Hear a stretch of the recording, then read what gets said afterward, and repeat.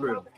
And when I mean Israel, I'm talking about the Black, Hispanic, and Native Indians. The Lord's 54th annual Passover is going down again this year, sundown, April 1st at 500 South Salisbury Street in Raleigh, North Carolina at the Downtown Conventional Center.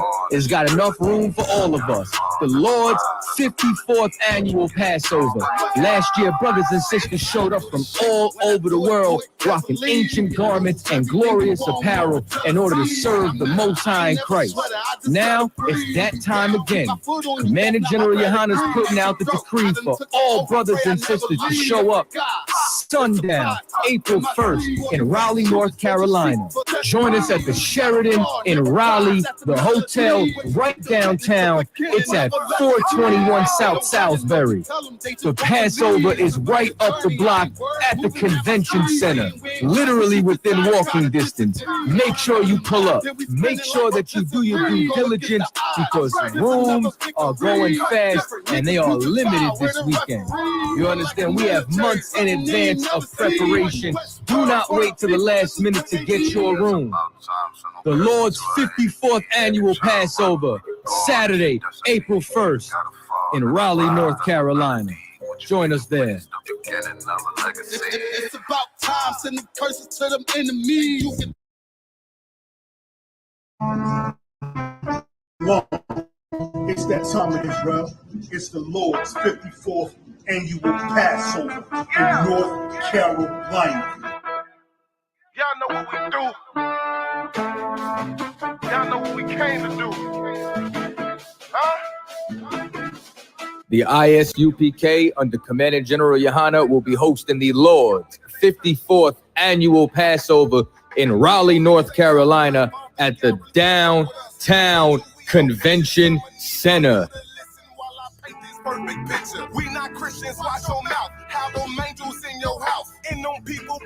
This is something that you do not want to miss. Make sure that y'all bring the entire family. Oh, you think I'm bullshitting? Wait till I get richer. If I gotta go to ground, I'ma shut the town down. I ain't about to stop until I hear the sand down. All you gonna see is a lot of man down. The Downtown Raleigh Convention Center. We ain't never stopping now. You running now. All my niggas go to ground. We go to ground. You dealing with the middle. For Blacks, Hispanic, and Native Indians. Go to isupk.com to purchase your tickets today. $200 per every adult over the age of 17 years old. We are not the same. No, we not related.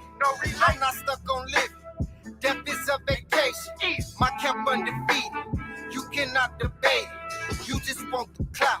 The Lord's 54th annual Passover, April the 1st, is coming down to Raleigh, North Carolina. That's right. Commander General Yohana has done it again. You don't want to miss this. Pull yourself. Pull yourself.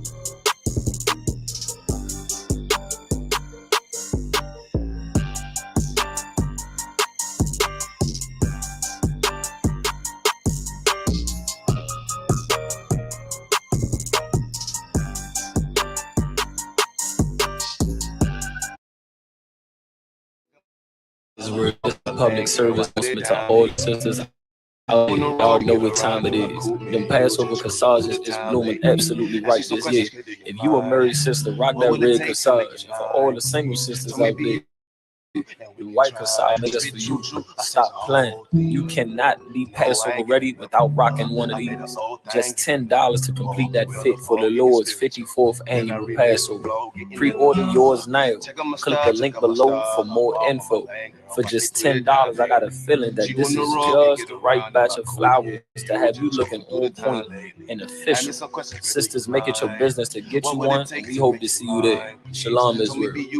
So I spit choo-choo, I taste the whole thing. Taking my style, I'm far from a language, just want me put it down, baby. She on the road, can't get around in my coupe, me and you, we just cruising through the town lately. Ask me some questions, girl, do you mind? What would it take to make you mine, please? Tell me be you, and we can try. So I spit choo-choo, I taste the whole thing. Taking my style, I'm far from a language, just want me put it. Oh yeah, it's going down. Join us for this year's All Black Party, hosted by Commanding General Johanna and the Isupk. This year, it's going down in Durham, North Carolina at the Durham Armory. Last year, brothers and sisters came out from all over the world. It was a packed house to celebrate the 2022 Hebrew Academy graduate. These brothers faced life and death, and as a result, they were honored on this night for their sacrifice and their victory at the gauntlet. But wait, this year it's going down.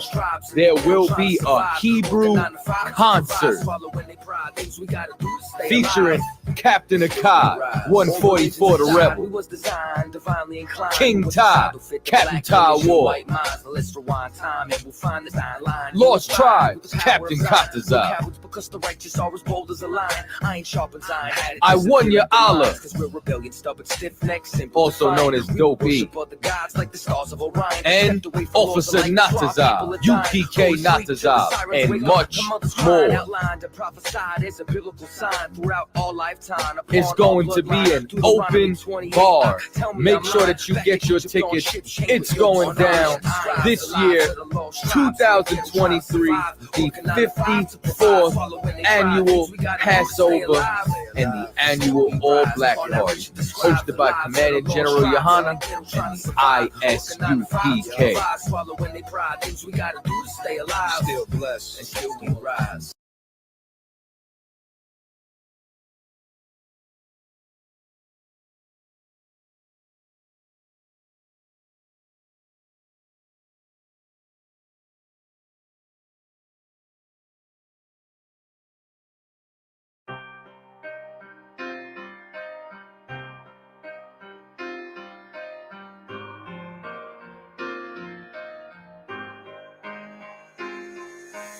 See, I was born to be a soldier.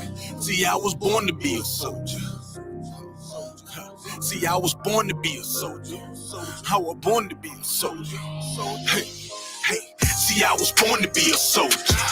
I was born to be a soldier. See, I was born to be a soldier. See, I was born to be a soldier. See, I was born to be a soldier. I was born to be a soldier.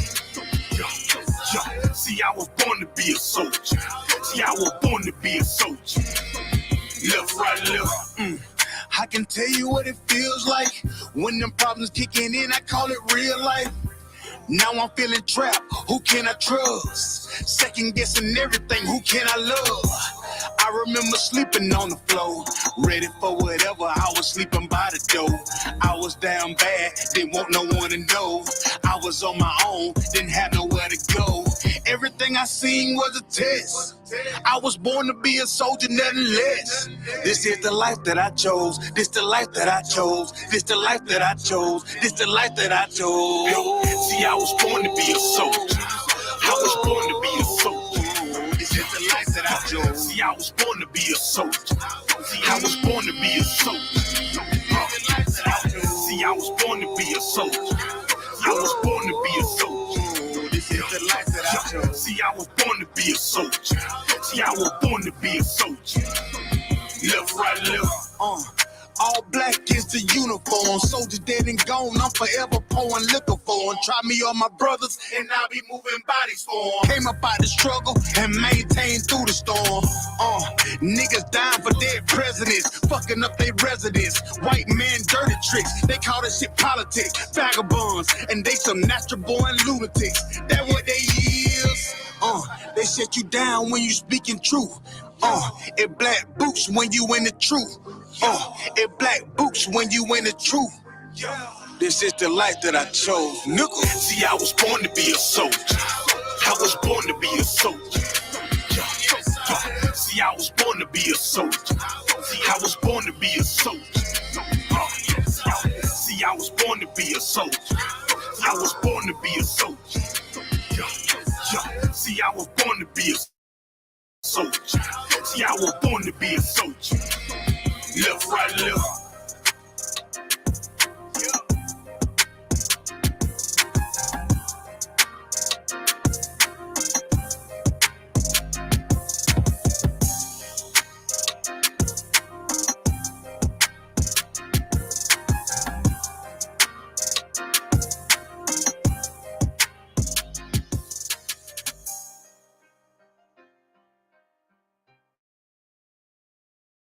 With the kids.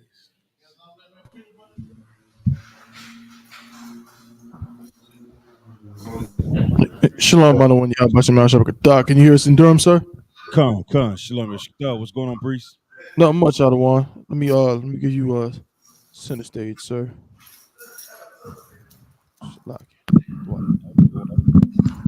Most time, Christ, it's on you, sir. They see you just fine.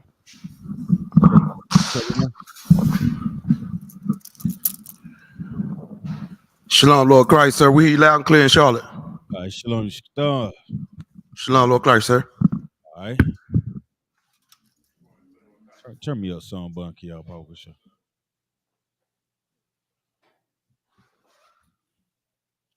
Check. Everybody to up? Come on, sir. Everybody ready to roll? Come on, sir. If I could, I think your volume might be a tad bit low. Turn the game up. Check. What about that, Thought One? You good? That's perfect, sir. Turn it up some more. Check. What about that, Thought One? You good? That's 2 up, sir. Come on. You do need to be louder. Loud, sir. Okay. Just making sure. Then you just turn down our the speaker that's in here, Bible for sure. That one right there. Check. Thought One, can you still hear me? Come on. Did the volume dip any? I think it might have dipped a little bit.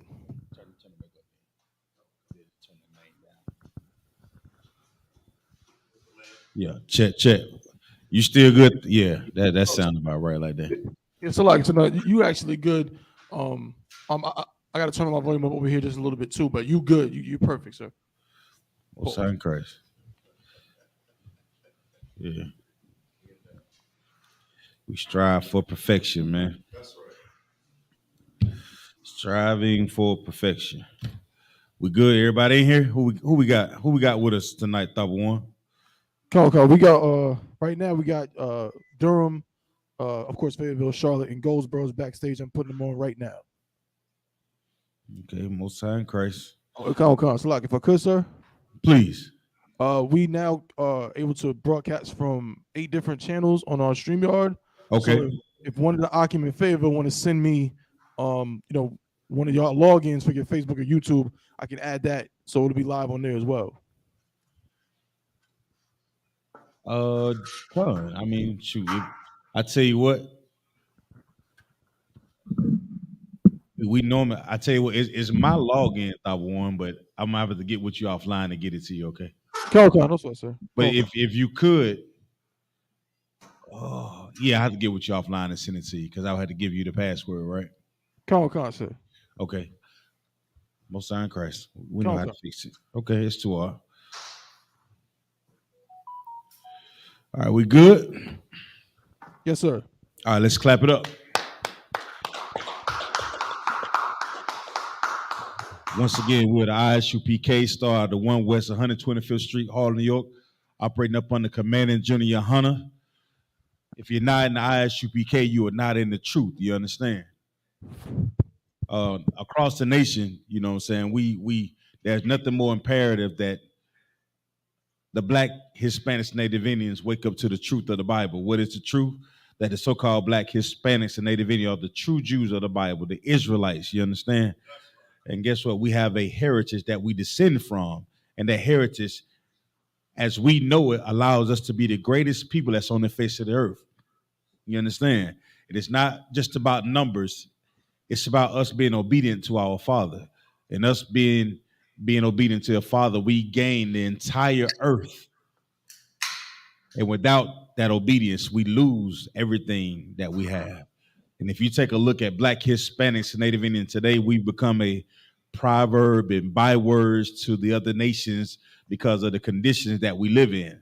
And if you know anything about the Bible, the condition that we live in is hell here on earth. You understand?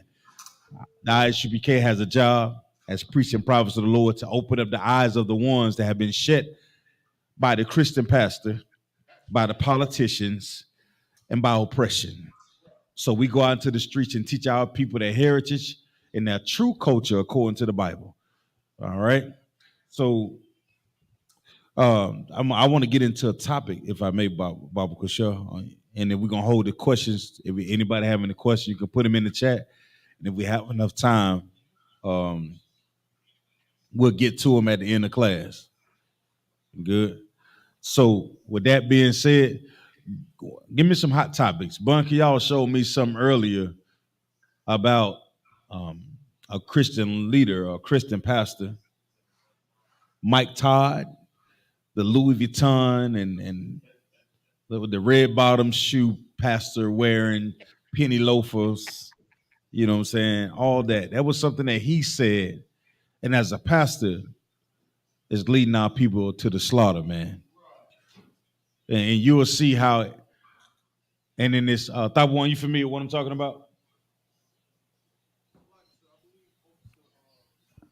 Is he still on? So you hear me, sir? Con, I think Bunky, y'all sent it. Just let's go over some hot topics real quick. Then we're gonna get into the class. Con. So he sent me that video, or that the one talking about the gender and all that. Con. Salaki, sir. Please. If I may, I got 2 very hot topics, if I may, sir. Come on with it. One of them right now is China's president is sitting toe-to-toe with Putin as we speak. He took a trip over to Russia, or Putin took a trip over to China. Either way, they're sitting toe-to-toe right now. The second one is they put out a arrest warrant for Putin's arrest. Good night. War crimes. They put out a arrest warrant for war crimes, right? You see how evil this empire is. Now, we try our best to stay out of the oppressor's business. You understand? But the one thing that I noticed is you can put out an arrest warrant for Putin, right? But have they ever issued an arrest for Reagan? Using Reaganomics to decimate or desecrate the Black Hispanics, the Black and brown people, man. Y'all understand what crack did to our neighborhoods? Absolutely. No, did Nancy Reagan never received an arrest warrant? Sir. Did Margaret Sanger ever receive an arrest warrant? They giving out, Obama's giving out statues in the name of Margaret Sanger. And Margaret Sanger was quoted for saying that, guess what?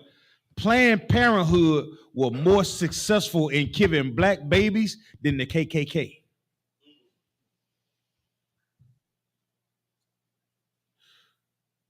But everything that we see that is happening on earth, just know that the Most High is allowing these things to happen. The Most High is allowing it to happen. You see Putin clipping up. You see all these nations.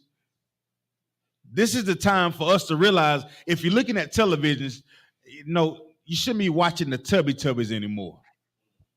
Barney is going off. If you're looking at CNN, Fox News, BBC, all the other nations are deciding which side are they going to fight for. The problem is Black, Hispanics, Native Indian, we still looking at our children doing the Millie Rock. We still looking at a nation of, I'm telling y'all, the times that we're looking at, we're in danger. The Lord is allowing the prophets in the Isupk to hit the streets to warn the people. Now, as brothers and sisters, we don't have time to go back and forth with each other. Now's the time for us to call to action, to actually come together and join in hand and keep these laws, statutes, and commandments as a nation of people. Because when Babylon fall, this nation begin to fall, who's going to protect you? Who's going to have your back and your family? Sisters, when the scriptures say in that day, 7 women, you seeing it now, like we seeing all these things that are taking place where the men are going to have to come together and protect us as a nation of people, man. And then we won't be sitting around talking about no high value man, Kevin Samuels. Every brother you know that can put on a pair of boots will be valuable. You understand? Every brother with boots, beards, and braids will be valuable. You understand? That's right. That's right. Salakia, sir. Come on with it, Yonazor. If I may, since you, with just adding on to what you just said, there's another story that I would like to bring out as well. And that's okay. In Fort Hood, Texas. Okay. Another Hispanic sister was found murdered. Now, this is the second Hispanic sister that was found murdered in the last couple of years, right? So also they announced that, she had told her daughter was on there, that she was being sexually harassed, right? So what come to find out that at Fort Hood in the last 5 years, there's been 11 homicides and 50 suicides in Fort Hood, Texas in the last 5 years, and our sisters are bearing the brunt of these assaults and these homicides and these suicides, and it's not coming out. You know why, Yonazar? It's not coming out because they raising these Black and brown brothers and sisters to join that military to fight for them. If you have not noticed the policies of how the sisters wear their clothing is changing. Over the last few years, the military has allowed women to let their hair down in uniform. The military has allowed women to wear earrings in uniform. The military has allowed our sisters to wear dreads in the military, in uniform. They can wear different color hair now, bunky y'all, in uniform. Because what we don't understand is, see, this world, we all been fooled by this empire. Because they tell us it's all butterflies and rainbows. But what they don't tell us, when they send them soldiers off to war, them sisters become like, they call them queens for a year, if I may. You never heard that term? You become a queen for a year? Regardless of how a sister look, she become a queen for a year. And this is ironic, and I found this out when I was in the world, when I was in the military. It was this female soldier, bunky, y'all, and her name was Queen, brother. And she was not a sight to look upon. You understand? And this devil had some glasses that looked like she was looking through a fish bowl. Like she look, literally her eye was like this, brother. her glasses are. I'm telling y'all, her glasses were so thick, brother. She could burn an ant. You understand? But while we was deployed, you know what? You know how many men I seen knocking on her door?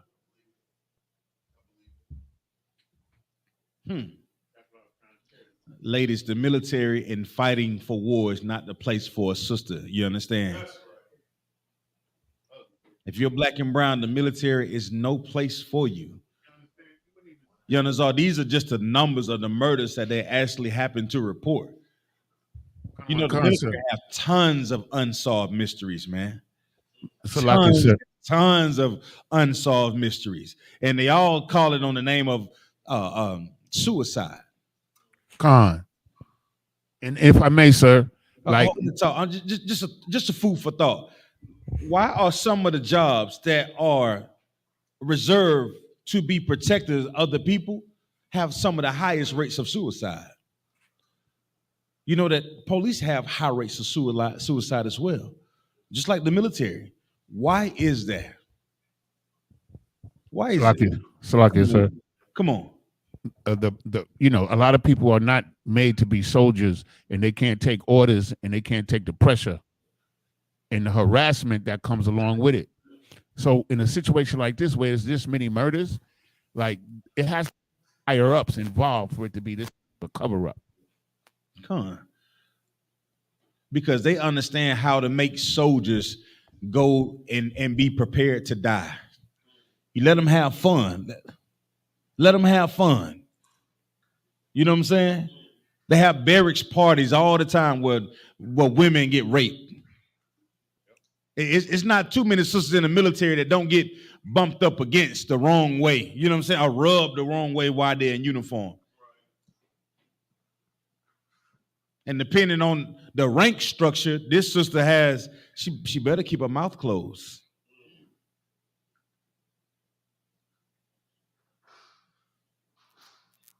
And the whole unit will turn on that sister if she files some kind of grievance against the higher up. Lord forbid it's a popular brother, somebody that has some real power. The military is not a place for our sisters, man. And it is not a place for us as Black, Hispanics, Native Indians. We used to hear the term all the time growing up. You ain't got no place in the white man military. Y'all ever heard that? What are you fighting for? Cut on cut. Who are you fighting for?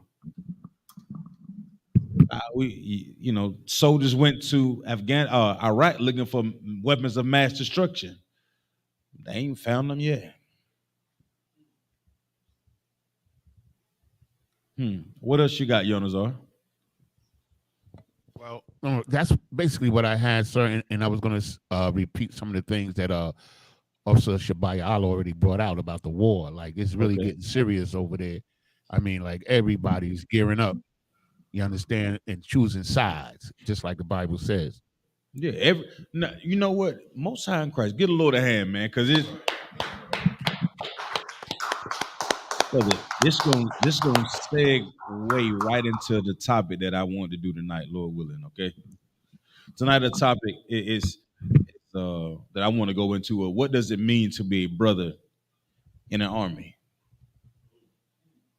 Right? You see all the wars that are taking place across this nation, all the little side bets that they got going on.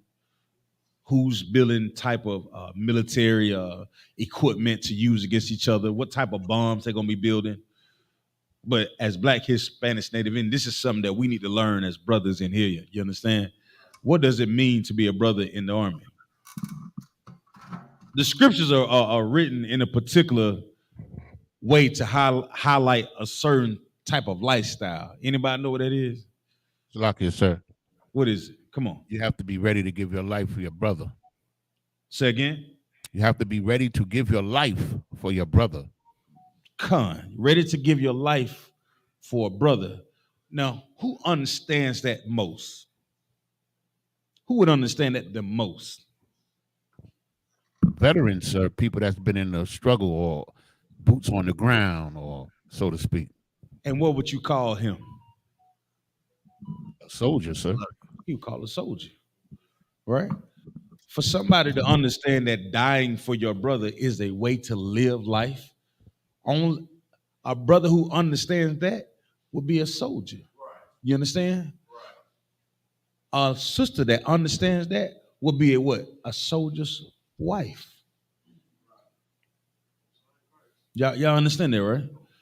This is how these scriptures are written for us to understand the importance of being a brother in this army of the Lord. You understand? It's written like this for us to understand how important we are to one another. Because if I understand it's my job to die for that man, then let me make sure I'm training him for him to be the best that he can be. You understand? Let me make sure I'm training her to be the best sister she can be. Let me make sure I'm instilling values to situate my brother, characteristics to make him a better brother. So we all can win what? The battle. That's what soldiers do. Soldiers not just running around and training for nothing, right? They ain't just doing it just because it looked good, Quadon. They doing it because at some point you train like you fight, right? So we talking about a soldier life. That's what the scriptures is about. Us keeping the law, statutes, and commandments, it allows us to be in favor with the Lord. Y'all understand that, right? And why would you want to be in favor with the Most High? Because when adversity comes, you want to make sure you know what I'm saying? You want to make sure you got something in your back pocket, if I may. You understand? You want to make sure you got some what? Something overhead, man. All right? Salaki. Come on with it. What you're bringing out is so heavy, sir. And this is why our young men, you know, being in that Christian church, they gravitate towards gangs. You know what I mean? Because they want to do something masculine, but there's nobody out there teaching them God's law, statutes, and commandments. So they gravitate to what they perceive as masculine. Come on. And what they and everybody know when you talk about them gangs, man, they it's in search for that brotherhood. Shabayala. That's why them boys click up the way they click up, because we all in the same hood. We all want to rep the same hood. What you GDs, Pyru, I ain't gonna get in all that. I ain't gonna get in all that. Salaki, sir. But everybody want to throw up they set to represent where they from. The problem is that culture of gang violence, it perpetuates the destruction of the Black, Hispanic, Native Indians communities. We talking about fighting for the Lord. It's a whole nother battle. It's something that you and your children can benefit from. Generation after generation. Our culture is a militancy culture, if I may. Am I saying that word right? Somebody look at the word militancy. Is that right? Militant. Yeah, let's say militant. It's a militant culture. Somebody give me the definition of militant. Please. Militant, combative, and aggressive in support of a political or social cause, and typically favoring extreme, violent, or confrontational methods. You start reading them scriptures, you understand, you begin to understand real quick how confrontational Yahushua was, man. You know what I'm saying? His thing was about doing it the right way according to the law, statutes, and commandments. He didn't shy away from any battle that he came upon. He showed us how to win battles. All right. And that culture is being disciplined, obeying the law, keeping the law, statutes, and commandments. All these things are valuable to who? A soldier. All of it is valuable to a soldier. Let me get John 15 and 13. Kodon, you must have read my mind because I'm going straight to it. John 15 and 13.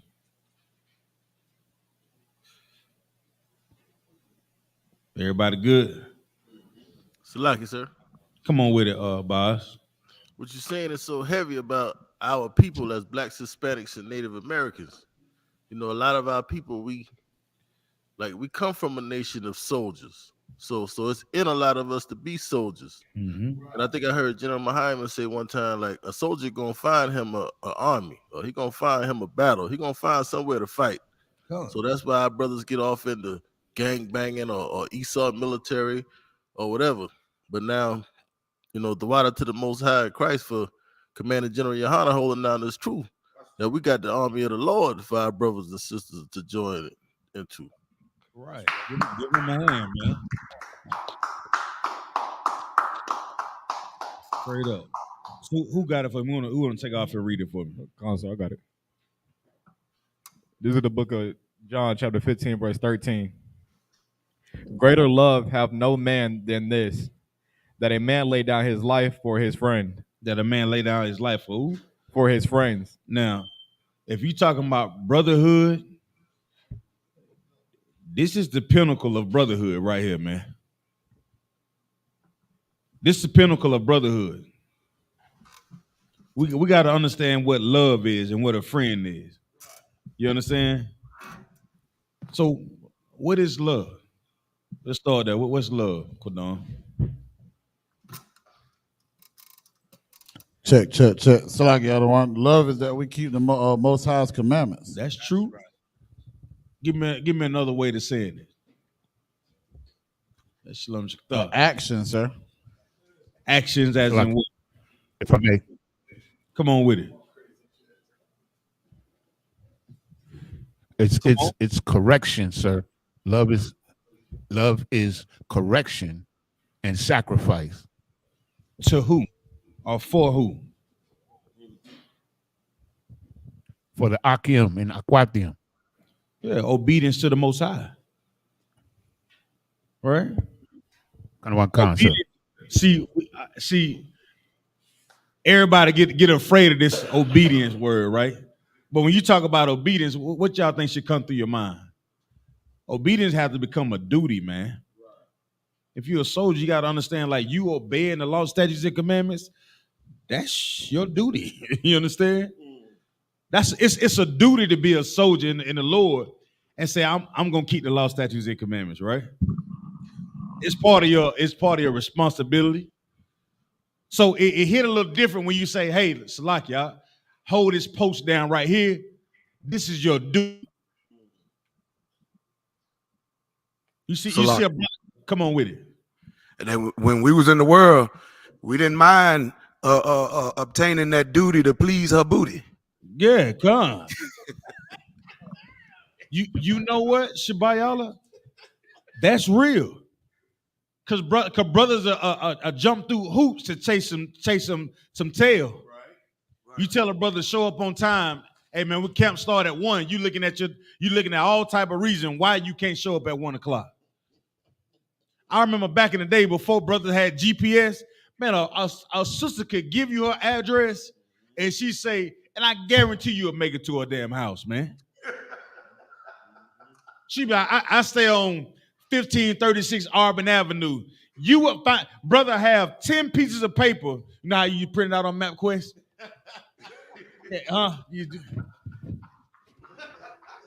Black man driving 10 states over. See, the young brother, you ever heard of MapQuest, Awoyala? Say it in the microphone. Law, sir. See, he don't know nothing about MapQuest. See, the young brothers got it made nowadays. See, MapQuest was a thing before the internet. You ever heard of dial-up? Law, sir. You never heard of dial-up either? Oh my goodness. Dial-up internet, where you gotta sit there and listen to it to make all these noises. And then a screen will slowly show up, like line by line, and you had to type in the girl address you're looking for, and then it'll like this right here, and then you have to hit print. Like now the new y'all got the laser jet printers, right? It just comes straight out. Now them old printers, is your print out like that? But guess what? You would take them 10 sheets of paper and you will find your way to that sister's house. That's right. Salaki, sir. Come on with it, Thaba One. And if I could, in the process, you had to inconvenience everybody in the house because they couldn't use the house phone. Right. So she Yeah. was using God. the dial-up. Get out the phone. I got what it say. I got an email coming in.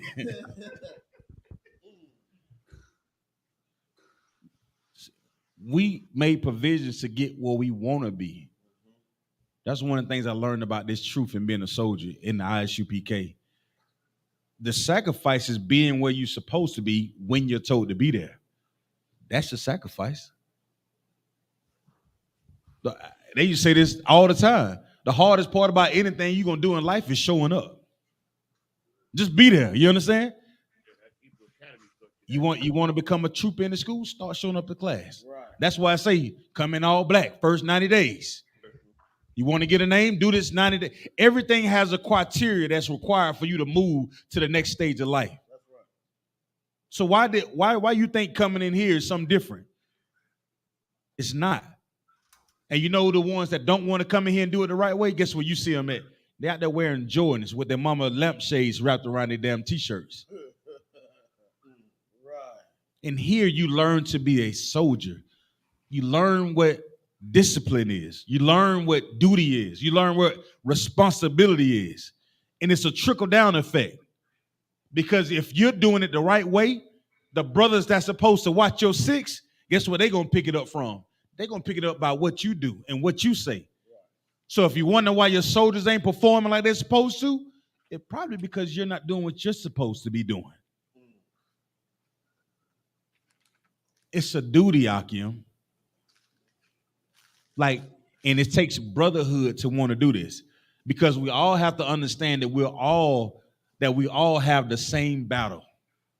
Now, I may not know what Shabbat Allah is going through whenever we depart at the camp, but I know what Shabbat Allah, I know what Shabbat Allah is going through once we depart from camp.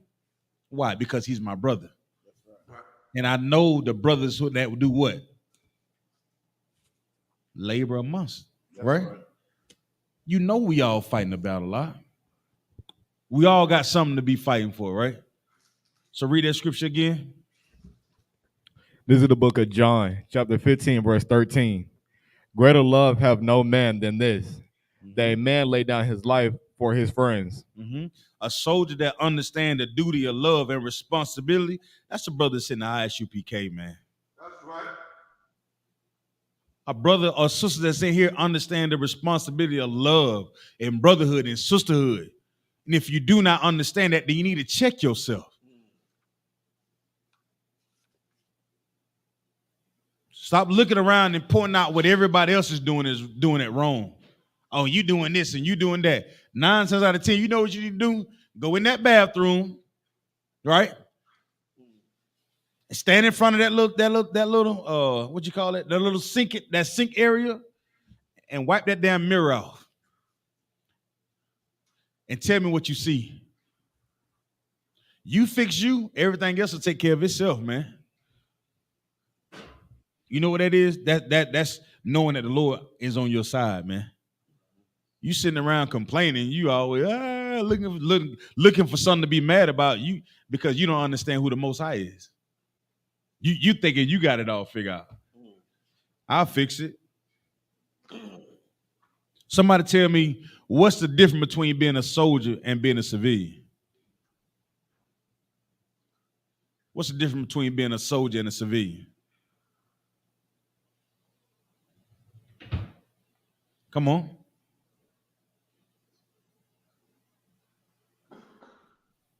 And we in class, right? Come on, Akim. What's the difference between a soldier and a civilian? Come on with it.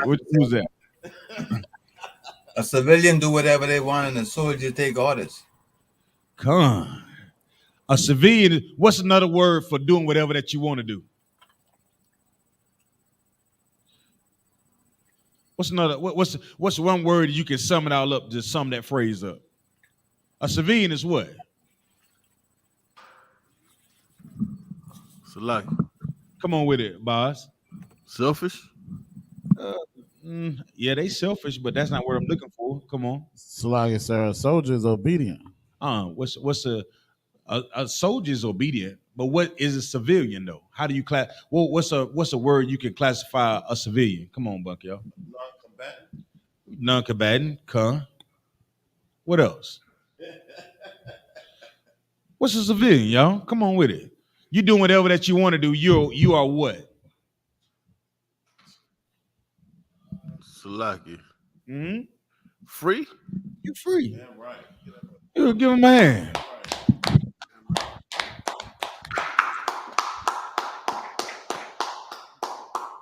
If you're a civilian, you free. You eating what you want to eat. You having laying down whoever that you want to lay down with. You putting whatever that you want to put into your body. You're celebrating whatever you want to celebrate. As a soldier, you don't have those same, you got a whole nother duty, you understand? As a soldier, you can't put whatever that you wanted to put into your body, Bunk, y'all. As a soldier, you can't, you go to sleep and wake up when you're told and asked to. It's a difference. And Isupk, we're soldiers in here, Akim. If you do not know this, and soldiers come into this school to produce. If you come into this school to look around and see what everybody else is doing, this is not the place for you. This is not the place for you. If you're a sister that comes in here that do not understand that, guess what? It's not about your love life. This is about making sure that men of the Lord have what they need to go to battle when they are supposed to go out to battle. And when they come home from battle, there's a place that they can relax and receive sleep that come from pleasure, if you understand what I'm saying. That's right.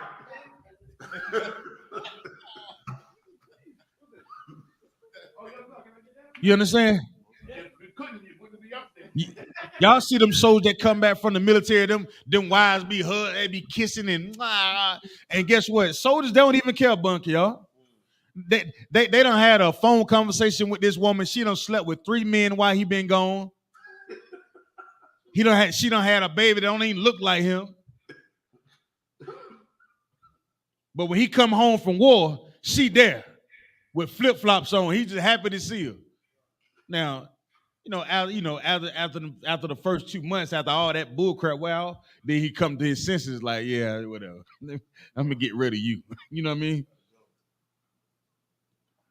But most of the time, a woman understands her responsibility when a soldier come home from war. It's her job to comfort that man. You understand? To put him back to that thing that made him like, chill just a little bit. The problem is with our sisters and our brothers today, the brothers don't know we are at war, and the sisters don't know how to act when the men come home from war. So guess what we do? We battle with each other. Right. Not understanding who the real enemy is, where the real war is. Ain't that something? Come on now, we good? Y'all quiet on me today, huh? Let's go to 1 Thessalonians 5:12, Bible show.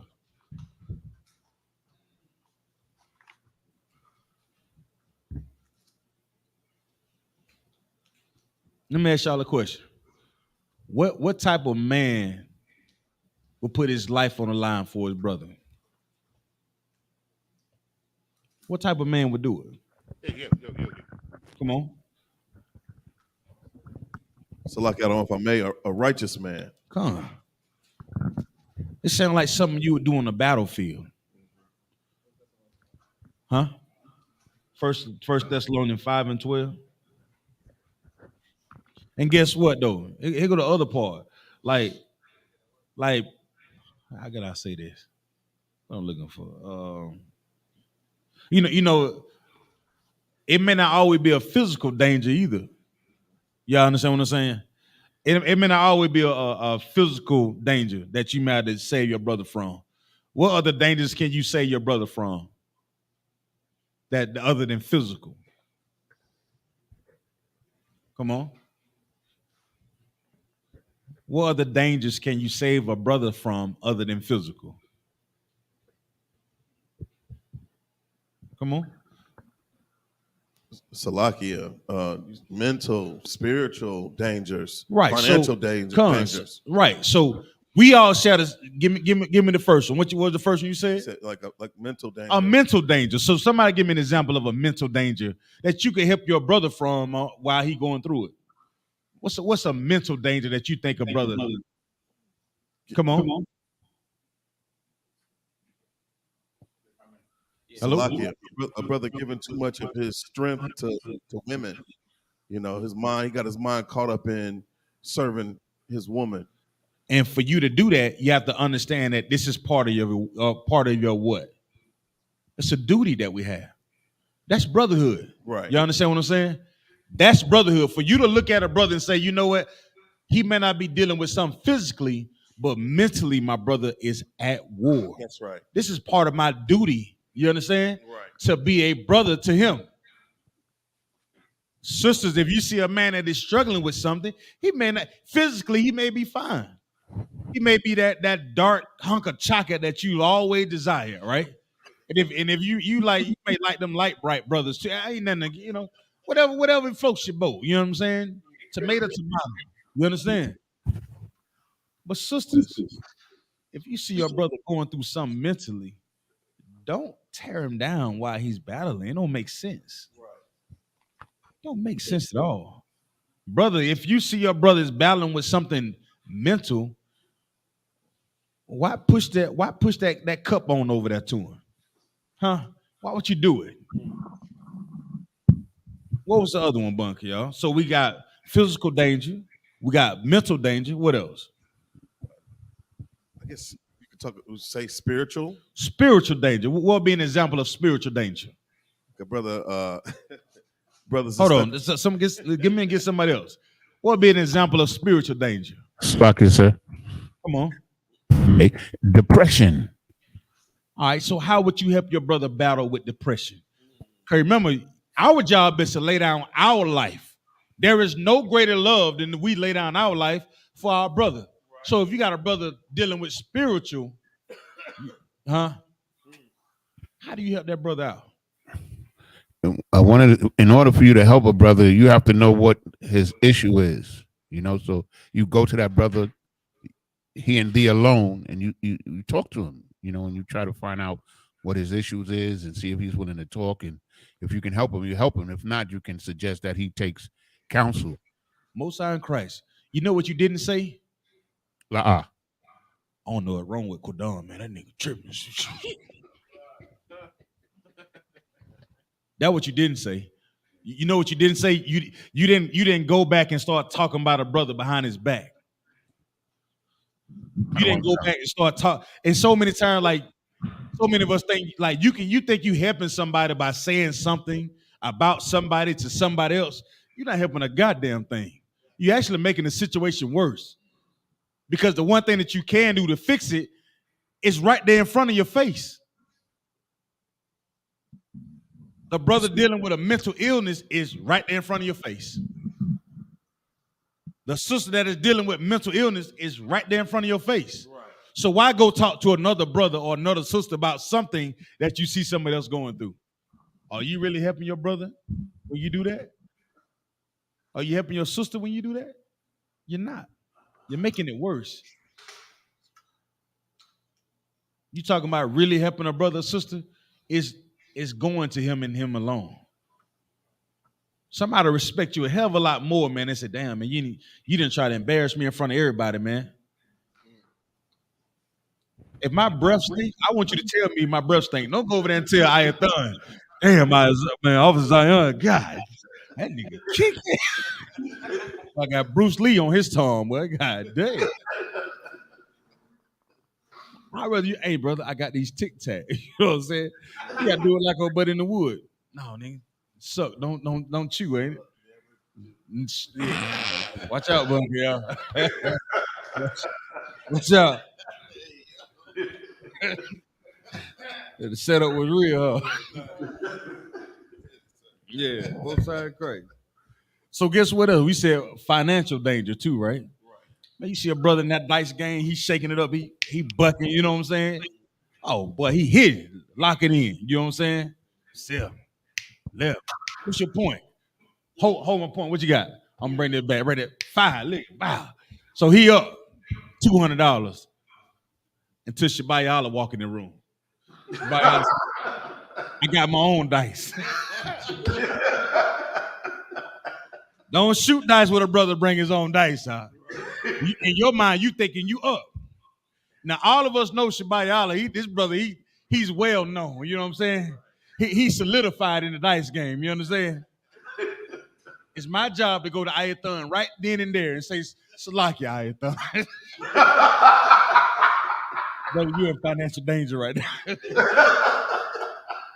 Huh? Brother, you're in financial danger. That's brotherhood, right? And if you live in a life as a soldier, you got to look at your brothers and know that about each other. Because how we going to win a battle if I don't know, like, okay, let me. As an officer of 50, right? You know why you're, do any of you know why you're an officer of 50, Baba Kushaw? Anybody know? Come on. So like I said, if I may, you're able to run like or lead 50 men. You're able to lead 50 men. You understand? You see how important that sound? Like you're not just an officer of 50, Quadon. It's your duty to be able to orchestrate and how to move 50 men in a way of a warlike tactic, right? You understand? Like to move in a certain manner. And then for you to say, oh man, I can't wait to get officer of 500. Like, your job is when a brother come through that door, guess what? You remember everything that you done been through as a soldier when you first walked through. So guess who gonna be the closest to it when he walked through it? You just came out of it. So guess what? You gonna know exactly how to, hey brother, you gonna get them fringes on the pants, brother. He gonna get tired of talking to you. You know what I'm saying? He gonna get tired of talking to you. But guess what? You the brother that he gonna learn first. You don't want a brother to come to the door and he meet General Hyman and he ain't got no fringes on his pants. General Hyman like, what? Hey, where you from, brother? The officer of 50 ain't teaching you. The officer, you become an officer of 500 and you ain't got your you don't know how to blouse your pants. You walk around with your pants ain't around your waist, it's on your ass. So lock you for my language. Your headpiece sideways. Everything about you look dusted, busted, and disgusted, right? No, this is a professionalism, right? We exhibit the highest form of professionalism, Bunk, y'all. It goes back to it being a part of your what? It's your duty, man. It's your responsibility. You see, you know how y'all look at some of the old UPK videos and y'all see Yaikwab and Arya, and y'all see them brothers studded up and fringed up. They stood out. That's part of their responsibility. It's like, sir, if I may. Come on with it.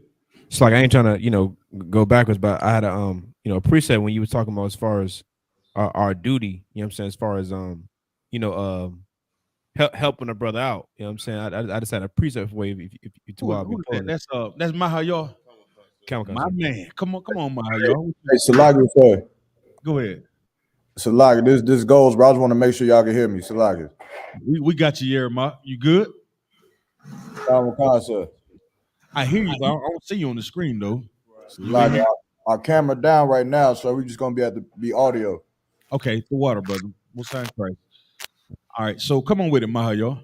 Come on. This is the book of Ezekiel, chapter 3, and verse 18. Mm-hmm.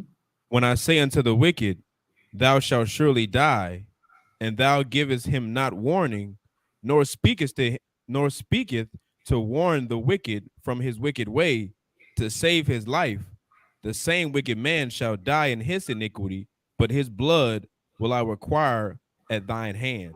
Most High Christ. So guess what you got to do to save your brother life? You can't be thinking about your own. You have to sound the alarm for your brother first, man.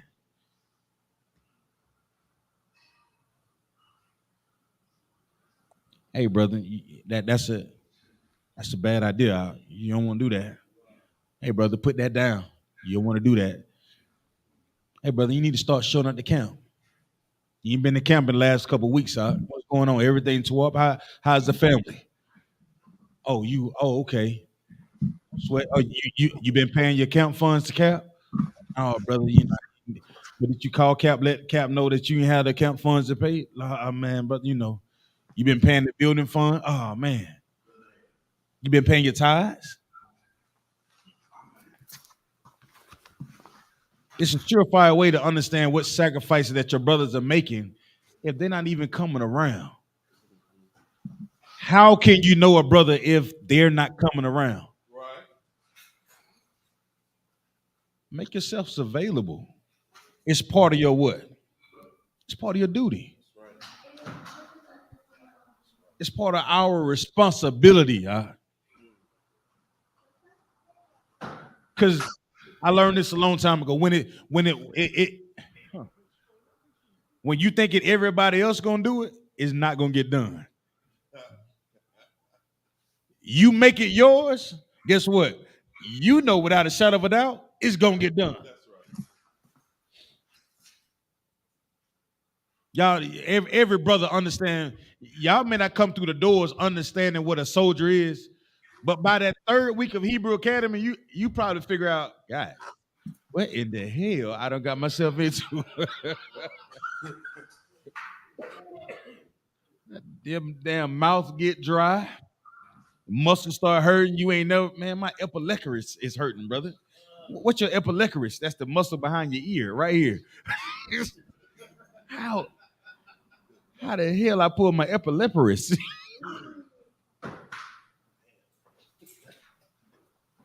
Huh? But you know what that teaches us though? It teaches us how to push our bodies, man. How to push your body, how to push your mind.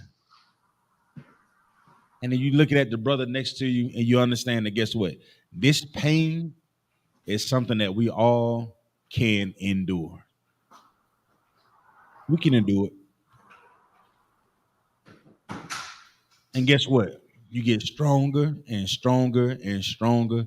The more and more you be around your brothers, the issues that you used to have with marijuana, it goes away.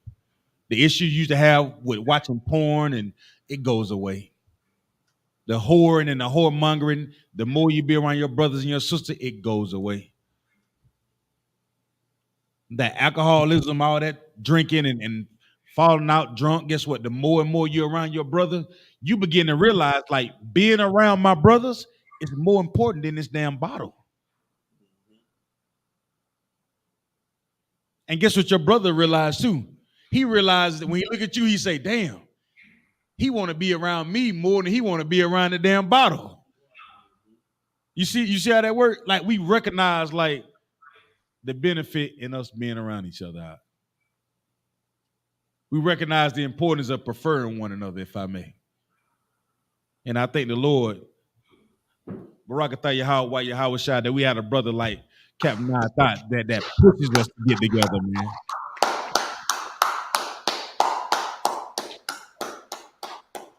Captain Thought, he is not a brother that's gonna let you slack off and just do what you want to do. He's gonna ask you the same question in about 10 different ways. And by the end of it, you realize, damn, I was BSing. Salakia, sir. That's a man answer. It's on me. It's like, sir, I got it. I understand. Don't think coming through these doors, you be here, it gonna all make sense to you all at once. It ain't. It's not. Because you've been conditioned to think the way the world wants you to think your entire life. So when you got a young man that coming through the door, like, saying Warrior, what's my brother out there in Goldsboro, Jeremiah? What his name? What's his name? Nadia. Yeah, brother like Nadia coming in. Like it's our duty to really take them brothers and mold them into soldiers. Because if we don't take them, guess what? Satan will take them and find something else for them to do. He is Satan is good at taking brothers and putting a Glock 22 in their hand and telling them, hey, go die for this street. Satan is good for putting them mollies and perks in your back pocket, them 30s, them jump man, and say, go out here and sell this. You ain't gonna make no money with them niggas out there talking about the Bible. Well, I guarantee you can make $60 a pill. So you got a young man that's looking at his life like, should I go with them? Because all they do, they ain't teaching me nothing over here. I might was going over here do this. Now you come here, you're gonna learn to say con on one con. And most brothers yearn to be soldiers. Like what Shabayala said earlier. They yearn to be told, hey man, pick this up, put that over there. Now your rib, on the other hand, that's a entirely different class. that's a whole nother concept.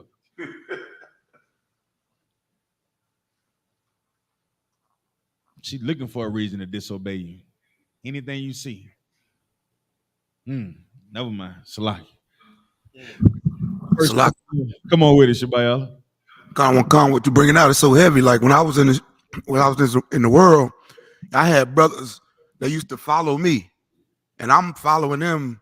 I mean, they following me, and I'm following another brother. And here, the men above you, you'll learn real quick to do something we used to call back in the day called shut the hell up. Give him a hand, you understand? Brother coming here and all these fresh ideas. I want to hear your damn ideas. That's true. Everybody got them ideas. But this is the one thing that we can bank on. As soldiers, if you never learn to do it the right way, every generation is gonna fail after you. You have to learn to do it the right way. You come in here to you be a trooper long enough, you get the officer test. And here it comes. That when the real head stretching begins, boss. Like, dude, what? I got a good night. And guess what that allows you to do? You look at your brothers totally different.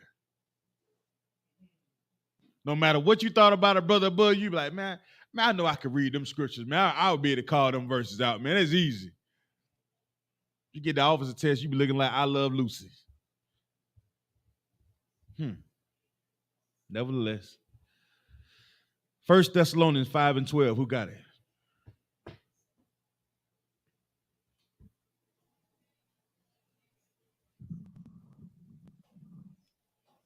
First Thessalonians 5:12. Come on. Con. This is the book of 1 Thessalonians, chapter 5, verse 12. Mm-hmm. And we beseech you, brethren, to know them which labor among you and are over you in the Lord, and admonish you. Mm-hmm. Right. So how can you consider your brother if you don't know your brother? Right? How can you consider him if you don't even know him? What we going by earlier, right? How can you consider your brother you don't even know him? Who want to break that? Who want to break the scripture down for me? Let's go.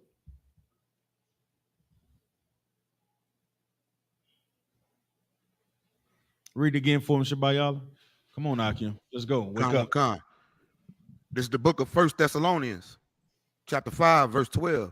Mm-hmm. And we beseech you, brethren, to know them which labor among you mm-hmm. and are over you in the Lord, right, and admonish you. Right. So let's break this thing down from the top. Let's go. We're talking about a soldier's life. We established earlier that this Bible is written to the children of Israel, and we're soldiers, man. This particular style of writing is a very aggressive style of writing. It's not passive. You understand? Everything that the scriptures talks about is in your face, so you can understand, so you can see the difference between what you should do and what you should not do. There are no gray areas in the Bible. Leave that to your grandmother. She's the one that's gonna tell you, well, baby, just eat a little bit of it. You can do all things in moderation. So that's a little gray area. When you're a soldier, you can't deal in the gray area. Huh? A soldier, you got to know, like, if I do this, I'm gonna die. If I do this, I can what? I can live. Now you can really make an informed decision about whether you're going to live or die. The Christian church does not give you that as to why they live in death. You understand? Why they do so many things that allow them to suffer the way that they suffer. The way that we suffer in these religions. The Bible is not written for that. This truth is not written for that. Either it's what, young lady? Right or what? Wrong, right? You understand? If it's not right, then it's what? Right. So you got black and white, right? So if it's not black, then it got to be what? That's the truth. Give her a hand, y'all. You understand? Even a young lady, a young children could understand that. But when you get them in the gray area, that's when they be confused. That's called bad parenting, if I may. Like daddy says no, but mommy says yes. You know what you end up with? A confused ass child. No, daddy said no. Mommy said no. The damn dog said no. You understand? The cat said it, and the goldfish. Everybody's in order, you know. Slocky. Come on with it. You right. Before you know it, you got Dwayne Wade's son dressing like a little girl with high heel pumps, size 18. Yeah. She got a special order. Got a special order to heels. Nah, it's real. See, that's the truth that the world does not want to hear. You understand? Because I don't want you to spoil my fun. You understand? Don't spoil my fun. Don't tell me the truth. You're gonna spoil my fun. Don't tell me the truth. You're making me look bad. You're embarrassing me. You should be embarrassed. That should be something about you to say, you know what? I should stop acting a damn fool. That allows you to see whether you're doing something right or damn wrong. You ever done something in your life and been like, how the hell did I get here? Boy, y'all, you ever done something like that? You have, right? And then when you say, how did you get here? What was your next answer? Cause I know it was this thing you were talking to. You said, self, how the hell did I get here? And then yourself said what after that? You knew exactly how you got there. Don't all of us know that? Bars, don't we all know that? So he went to the slave reserve. Oh, damn, man. Maha, y'all, we all know that answer, right?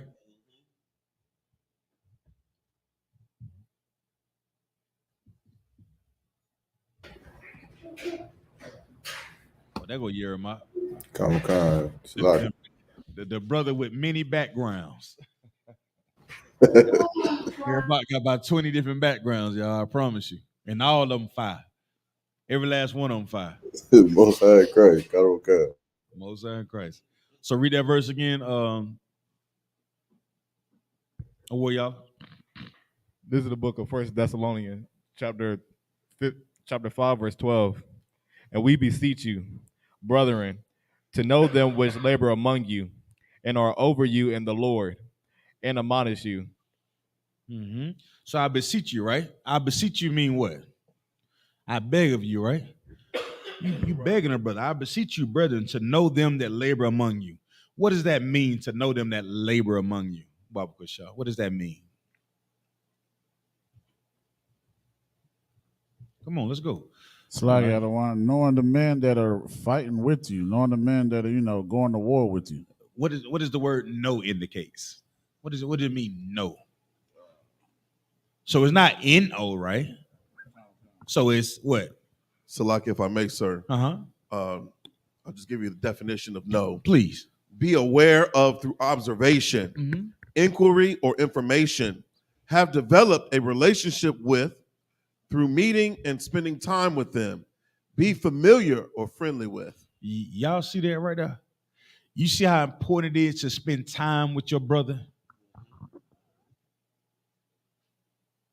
Because if you know your brother, you're familiar with him, it helps you while you're doing what? The work. That's right. That's what it means to labor, right? That's right. In the ISUBK, we got tons of brothers that in here, and the first thing that we all know about each other is we have to keep the law, statutes, and commandments, right? The second thing we should know is love your brother like you what? Love yourself. That's right. That's important when you're doing any goddamn job. If me and Yeremot working together and we gotta paint something blue and orange and Yeremot colorblind, how the hell we gonna paint something blue and orange? I need to know this brother colorblind. Right. And some of you niggas are colorblind. I'm seen it. Cause I said, brother, this is orange. This brother be like, nah, man, that's green. Right. No, brother, that's not orange. You gotta put it up. Some of you brothers colorblind out. I seen how you be dressed at camp. I'm like, brother, like what yeah, all black, you good, right? Your brother get too many colors, he in trouble, bunker, y'all. But that helps when you're doing the work, what I'm saying. If we paint something, I don't know this brother colorblind, then what's the point of painting? If we doing the work and I don't know you got issues until the problem show itself, then what happens? We got to keep starting over. Right. Keep starting over, keep starting over, keep starting over. So what if we just communicate from the get-go and we lay out everything that we need to get done and say, look, it's like, sir, I got this. I got this. It makes the work what? Easier. That's why it's important that we know the brother that does what? Labor, right? Read that. Labor among you and what? And are over you in the Lord. So go ahead. And are over you what? And admonish you. And admonish you. Y'all know it. What does the word admonish mean? Baba Kushah.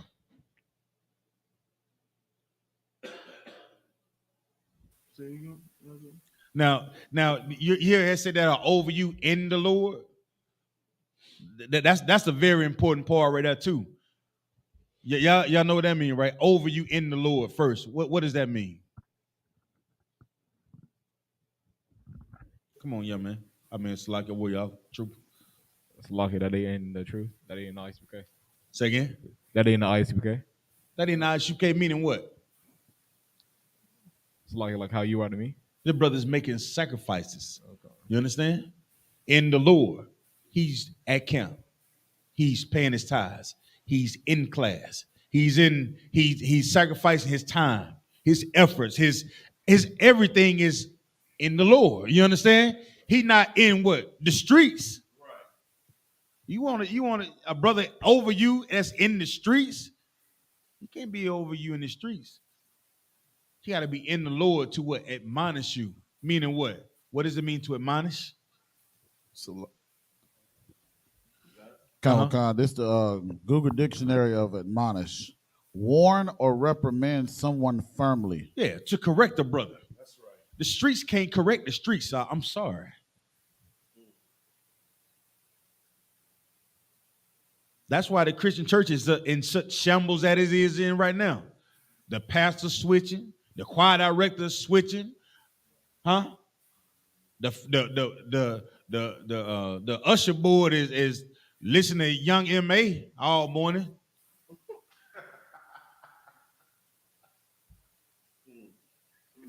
Don't get mad at me.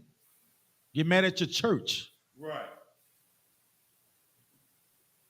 So many of our people done been hurt so much, and we don't want to deal with the pain, so we turn a blind eye to it. The Lord didn't call us to do that. When you know your brother and the things that y'all doing together is important for this work, that we all be in the Lord. When you wrong, brother, you're going to get corrected, God. It helps us all. It helps our brother that's over you be a better leader. You understand? A better shepherd over the flock. And it helps you be the next man up to be solid as hell. Right. A brother ignoring your faults and your flaws does not help us out. You understand that? That's right. It ain't too many. You won't get around Captain 9000 and he not notice, hey, Salaki, brother. I used to be around Captain 9000 so much I started talking like him. Come on. Huh? You start picking up the mannerism of the brothers because you're around them so much. You start laughing like Bunker, y'all. Hey, you start stealing Shabayala jokes, huh? You start going at them like Officer Abraham. You play cool like Officer Yahweh, huh? Jeremiah start going at the what was Jehovah Witness. I said, oh brother, let me use that Jeremiah, huh? It's good for brotherhood. You understand? That's what soldiers do. I see what you're doing, Kodam. I want to use it. I want to become a better soldier in the Lord. And the only way I can do that is, you understand? I gotta know you first, brother. I gotta know you. You know what I'm saying? Read on verse 13. Verse 13. And to esteem them very highly in love for their work's sake, and go ahead. And be at peace among yourself. So let's break that down then. It says what now? And to esteem them what? Very highly in love. So what does that mean to esteem them very highly? Baba Kasha, what does that mean? How do you esteem someone?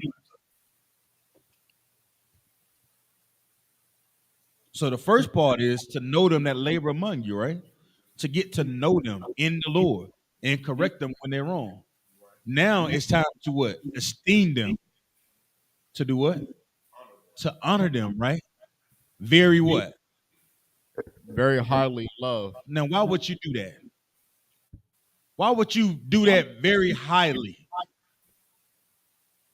You see a brother here, them brothers, y'all get a Lord a hand, man, for allowing Officer Bunker, y'all, Top One, and Jonas, other brothers put out a hell of extreme professionalism. Impeccable, if I may.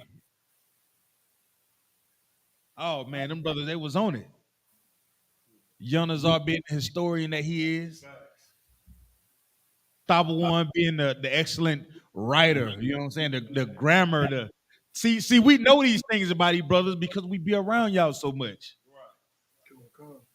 Jeremiah looked to me when we was at the thing, he said, I one love doing this stuff right here, man. Jeremiah, ain't that what you told me, Jeremiah? Sir. I told Jeremiah, I said, you like doing that stuff too. He started, I said, yeah, he got it in him. He running. I told him, I'm telling he gonna be I'm telling he can be a teacher all day, and will do excellent at it. Will excel. I know he would, and I can say that because I know him. You understand? But we seen something in the Black Wall Street lecture, man, and to see a brother say it due to what to him, Awoyala, to esteem them, what not mediocrity, right? Very highly, man. What's the difference between high and very high? Huh? What's the difference between high and very high? Anybody know? It's above high, that's all. You got high and some very high.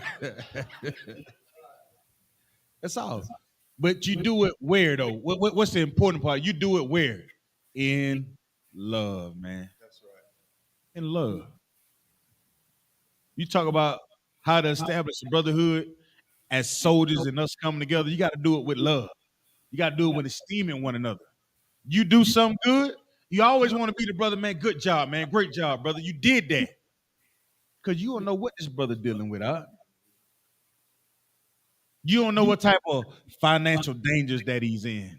So if you go out somewhere and a brother buy you a chicken sandwich, say, hey, the water, brother, most high in Christ, huh? You don't know what type of money. He may be like, damn, I'm swipe this card. I hope this thing go through. You know what I'm saying? You that brother say, yeah, I know he got it. No, you don't. Don't do that. Don't know he got it out.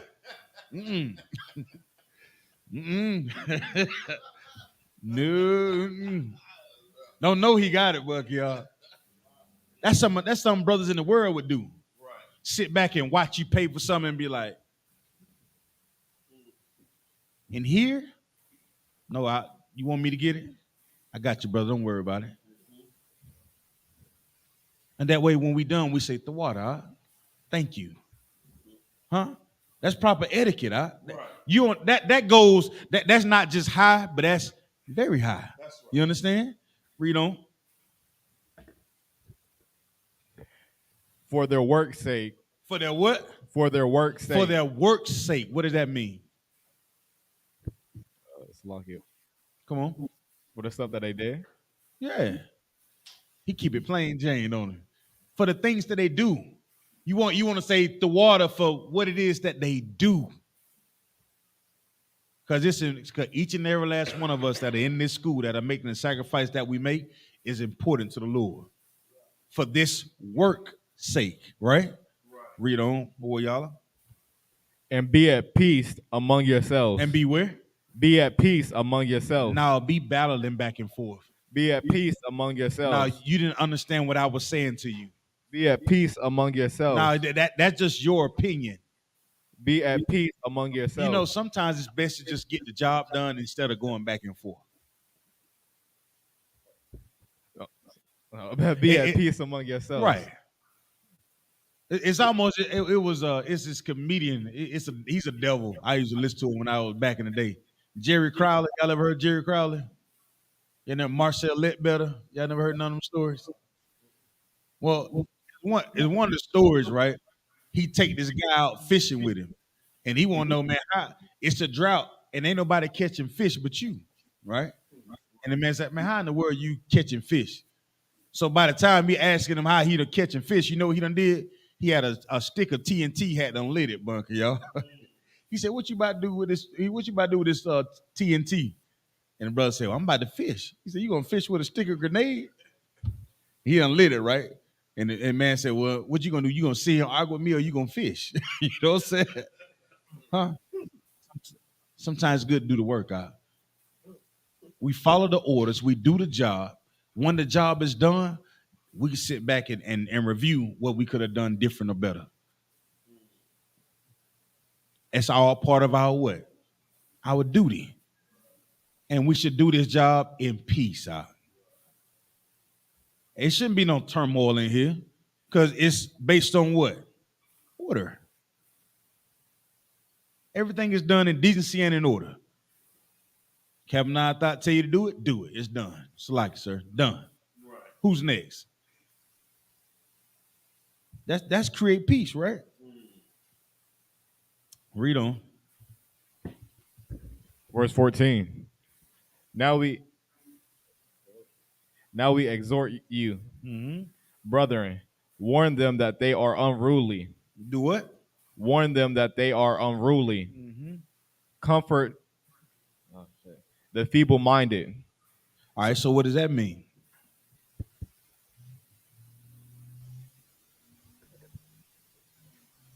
That's like reassurance. Hmm? That's like reassurance. Well, that's true, but what does that mean? I mean, you're right, but what does it mean? It's like I don't want. Come on.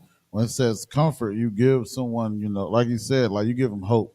You understand? The ones that are feeble-minded. Start from the top. Let's start from the top. You have 14, right?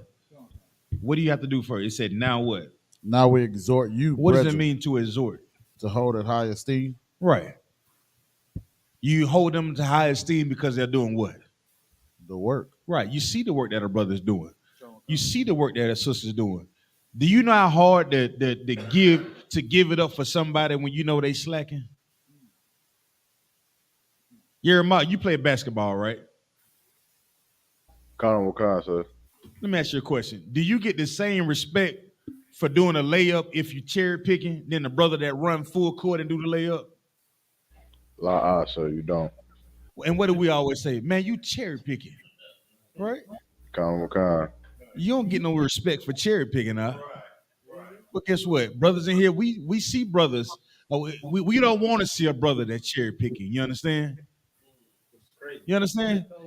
If it's a battle to be in, we all in this battle. Huh?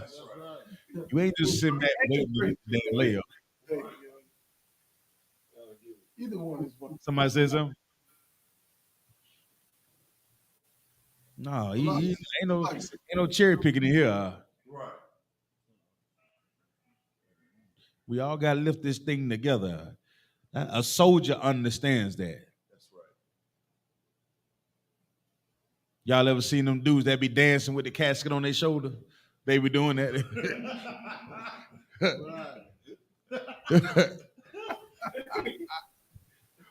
What if one of them joker dipped the wrong way, Kadon? Boy, that casket and that body sliding out of that thing, ain't it? Oh my goodness, that'll be a sight to see. You cutting up over that, Maha, y'all. Cutting up, brother. So it said, now we exhort you, who? Brethren. Right. Brethren. And we do what? Warn them that are unruly. What does that mean? Unruly means no. What does warn mean? The warn is make them aware of what's going on, like you sound an alarm or you letting them know something. First, you need to understand that this is what? This is an order. This is an order. That's what soldiers do. Soldiers follow orders. Now look at it like that. This is a order, right? Now read it like if somebody was giving, like you was giving an order, Quadon. Come. Now we exhort you, brethren.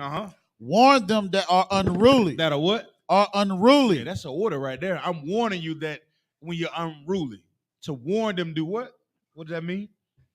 Warn them that are unruly. Comfort the feeble-minded. So what makes them unruly, Baba Kashaw? What would make somebody unruly? Come on. So like you said, lack of order. Lack of discipline. Come. What else? Not understanding their duties. Come. Not understanding their what? Responsibilities. Right. Not knowing how to love. Not knowing how to communicate. Hating yourself.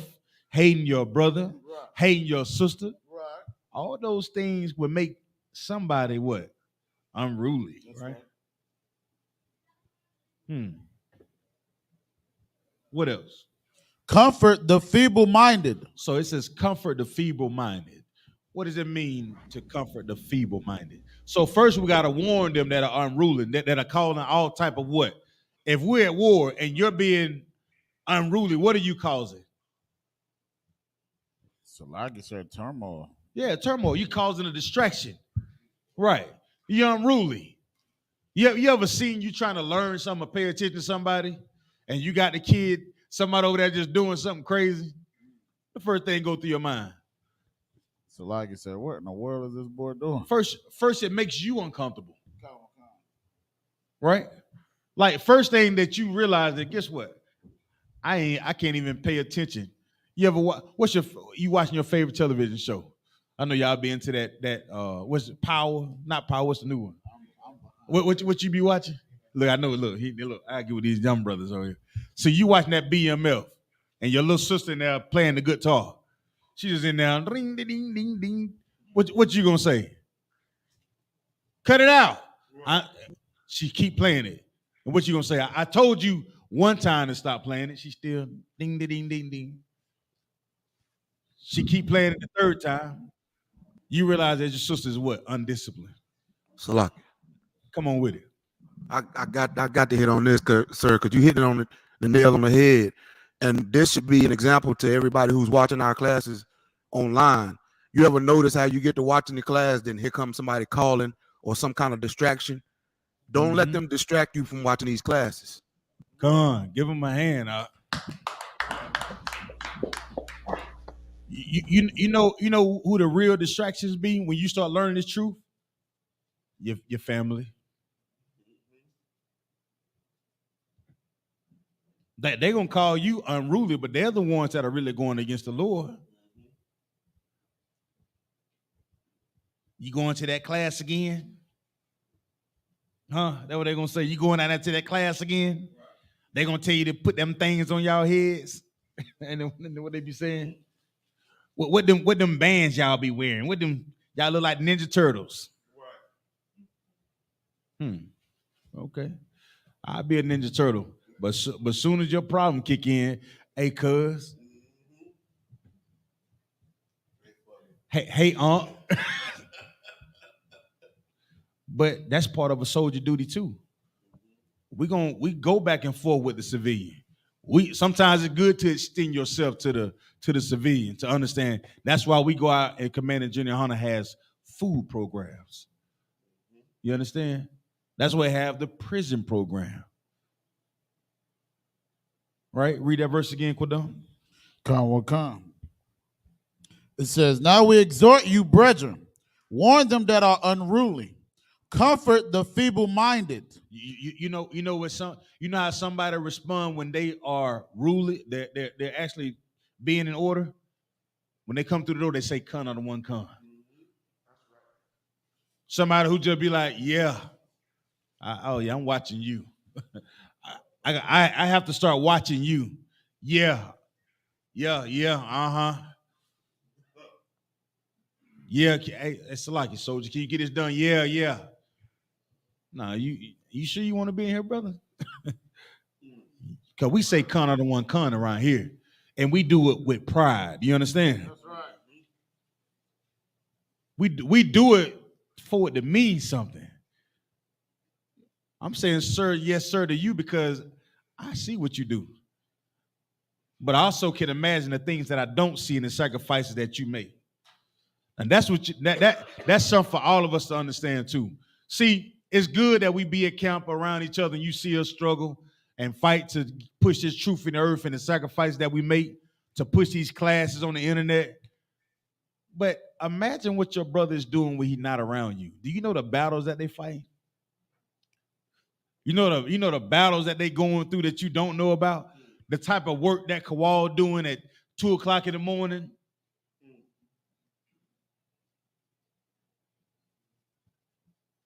Your rib, she don't understand. Like you coming home from camp at 12:30, and she talking about why you didn't drink the last sip of orange juice. Come. She don't understand. Like them. Hey, I had to keep my eyes open the whole way home, Quadon. Right. Just so I can make it here. Read that verse again. Come. It's the book of 1 Thessalonians chapter 5, verse 14. Let's go. "Now we exhort you, brethren, warn them that are unruly, comfort the feeble-minded." What does it mean to be feeble-minded? Salagi, sir. Sir. Come on with it, Yerma. It's like a person who doesn't make intelligent decisions. Right. Young, like that. You want to comfort them and tell them, hey, Awoyala, hey, brother, you might want to try to do this like this. Hey, Quadon, you want to try this like this. Comfort your brother. That's part of your what? That's part of your duty. That's right. That's part of your responsibility, right? Because one thing we all have to realize, not everybody is as strong as you are. Everybody ain't as strong as you are. Everybody don't necessarily make the right decision the first time. That's why brothers in here say, hey, no sweat, all right? Next time do it like this. You want to be able to comfort a brother. You don't want to create envy and hate between a brother and him making a decision about something that he didn't quite understand. You want to be like, hey, Salaki, I know you may not have been put in this situation before. Hey, next time try like this. That's what brothers do. That's what soldiers do. Salaki, go ahead with it, Yerma. It's not to cut you off, sir, but I just feel like this heavy too because you know, brothers in the world, most of the time when we usually our pride keep us from asking for help because we don't want to seem like we ain't got it. We don't want to seem like we can't handle business on our own. But in the truth, it don't matter what it is. You may think you sound like a fool, or it may make you look like a fool, but you better call for counsel because ain't nobody gonna call you a fool for calling for counsel. You're gonna be the most intelligent, wisest brother on the face of the planet Earth because you called and asked what you should do before you did it on your own. Brother, let me tell you something. Give him a hand. I'm telling you. I'm telling you. There's nothing worse than thinking you know what you're doing the first time and you mess it all the way up. When you can just save yourself some damn headache and just do what Jeremiah said. So, like, sir, I don't know a damn thing. I need help.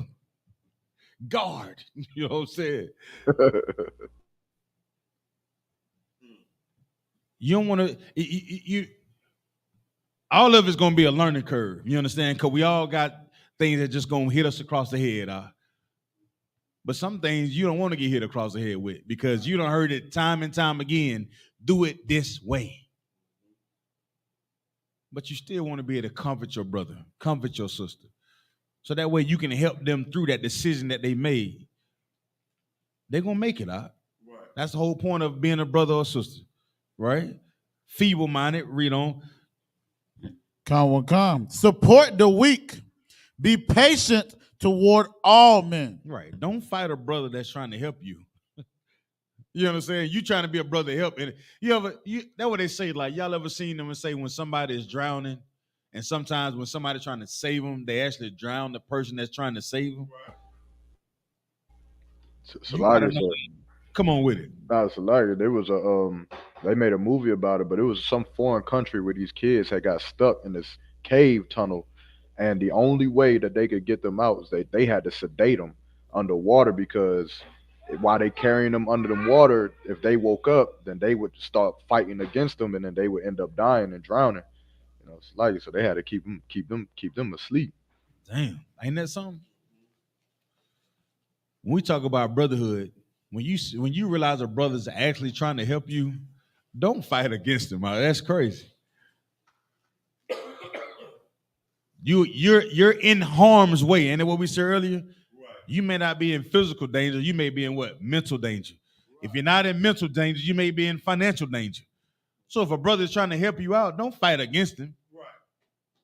Sometimes it's good to say, Salaki, show me what you're talking about. You know what I'm saying? Right. Don't fight against your brother, man. Right? Where we at? It says support the weak. Be patient towards who? All men. No, some men. All men. You know who they're talking about? Talking about your brothers. You understand? Don't be like them bastards that's in that Christian church. They don't have no patience for you. They want their tithes and they want it right now. Ain't no patience shown for them. Now you can't come in here like that, brother. You gotta clean yourself up. No, I want you to come in here just like you are, but you're not gonna stay in here like that. You understand that? We've learned to have what? Patience for a brother, man. Like I said earlier, Commander General Hunter, he extends his arms to the brothers that's out there in the streets, brothers that's in prison, to murderers, to gang bangers, you understand? To sisters that were used to walk the streets, sisters that didn't want to have nothing to do with their children, brothers that didn't want to have nothing to do with their children. Commander General Hunter say, I'm going to fix him. I'm going to show you how that you can become a soldier. That's what soldiers do. It's part of our what, Quadon? Our duty. It's part of our duty. It's part of our duty, right? Read on. Con, verse 15. See that none render evil for evil unto any man, but ever follow that which is good, both among yourselves and to all men. What does that mean?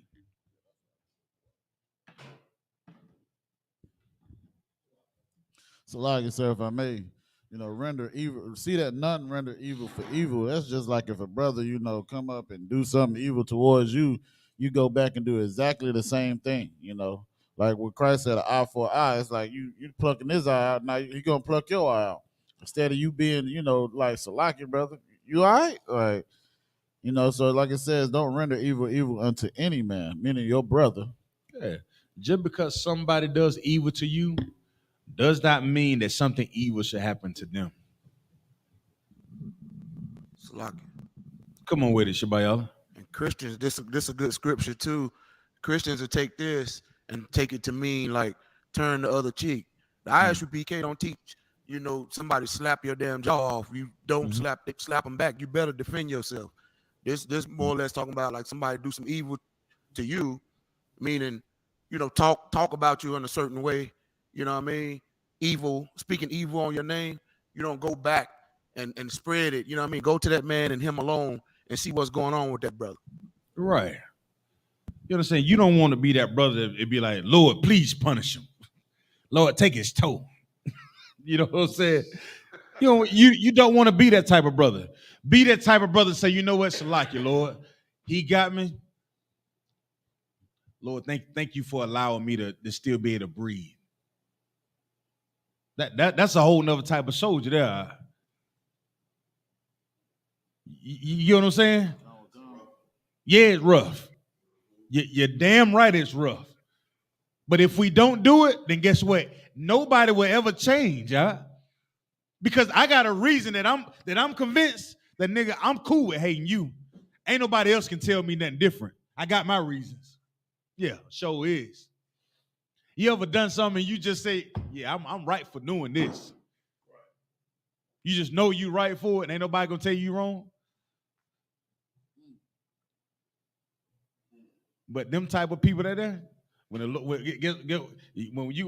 guess what happened? You don't want the Lord to look at you the same way. You done forgot all about all the wrong you done did. All the things that don't nobody know about but you. Lord, please forgive me for it. I come to you as humble as I know how. That's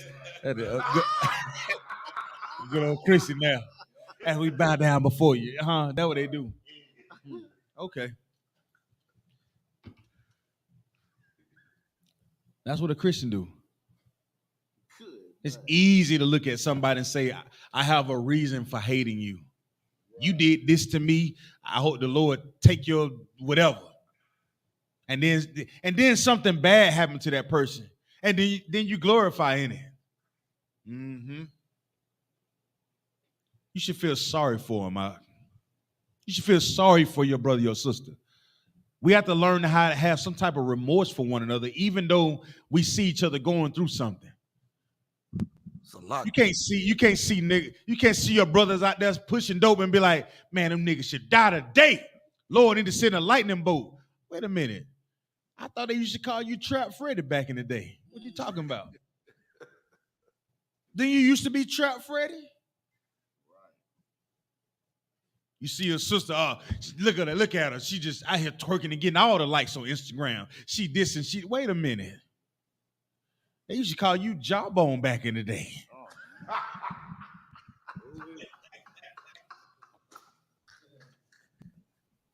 Salakia. You see that, right? That come from us being able to extend that love hand. You have to be able to reach out people because we don't realize how sick and hurt that we are as a nation of people. I know all of us got this face on like, yeah, it's all good. Sometimes it ain't all good. Sometimes you want to get with a brother and say, damn, brother, I'm going through something, bunk, y'all. Right. Shalaki, Kawala, I'm really fighting. Brother, I'm fighting, Doc. I'm telling you I'm fighting. And Lord knows I need some help with what I'm dealing with. I'm dealing with this in my life, and I got to go to my slave and listen to these bastards talk about me. I'm dealing with this in my life, and man, my daughter can't stand me. She don't even speak to me when I walk in the house. I walk in the house, the kids go in the other room. I get home and I got crackers and oatmeal in the microwave for me to eat. You don't think a brother is important? And you wonder why so many brothers be stuck on them damn video games. It's an escape. You wonder why so many of brothers get high and have sex with whores. That's the excitement of life because everything else is in disarray, if I may. So yeah, we supposed to encourage the weak. It's our job. It's part of our what, Cordon? Our duty. It's a duty. It's your responsibility. If you see something wrong or you seeing somebody being hurt, it's part of your responsibility. If you love somebody, that's what you do. You don't watch them suffer and be like, I guess you got what you were supposed to get. That's what IUIC teaches. And then what they say? Come on with it. And we said, Christ said it in the Lord's Prayer. We ask the Lord to forgive us as we forgive our debtors. Facts. But since you so stuck on being you the creme de la creme and so goddamn perfect, you don't know how to forgive nobody. You laugh at everybody else's pain like it can't be you. But then when it is you want everybody, oh, you okay? Would you like for me to hold your biscuits? Okay. Don't be like Salaki, sir. Come on with it. Who that? That's Abadar one? Jamaica. Jamaica. Get Jamaica hand. Canada Yo. one kind. Come on with it, huh? Yeah, what you're saying is so heavy. You know, I remember that the stories in the Bible back at Jerusalem. Those who were at Jerusalem who were born who was circumcised on the 8th day and born in Jerusalem. They were saying, "You out there, you are Gentiles. You don't have any part in the kingdom of God." Until now, there's no temple, there's no Jerusalem. And all of us, he said, "Oh, so what Paul was saying was true, that, okay, Lord, here we humbly bow before you." Right. Because none of us is now circumcised on the 8th day. Facts. Before the peace. Right. But we didn't want to forgive those that were out there. Right. Con. That's what makes it heavy. Because when we talk about our lives, you open up the Bible, you realize you're in here too. You understand? It's us, huh? That's why I hit home.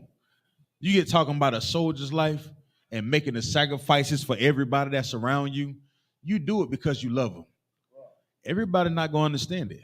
Somebody going to say, well, you aren't spending time with me and you need to do this and da-da-da-da-da. I'm on a mission. And my mission just don't stop with you. My mission starts with every black and brown or Native Indian that I come across. That's right. That's my life. That's the life of a soldier. And it's my job to correct the ones that need to be corrected, Bunk, y'all. To help the feeble-minded, for the ones that say they are weak. And if you're an officer of 50, you got 50 brothers you need to be trying to look for and watch out for in them streets. You're officer of 500, you got 500 brothers out there you need to be trying to find to put into this school. You're officer of 1,000, I need 1,000 men in this damn school that you're looking out for. You're officer of 5,000, we need 5,000 men that you can say that they'll stand up to you and say, "Con out of one con," without a shadow of a doubt, huh?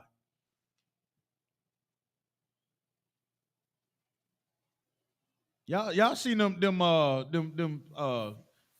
Edomite movies when the king like, "We're gonna go out here and die,"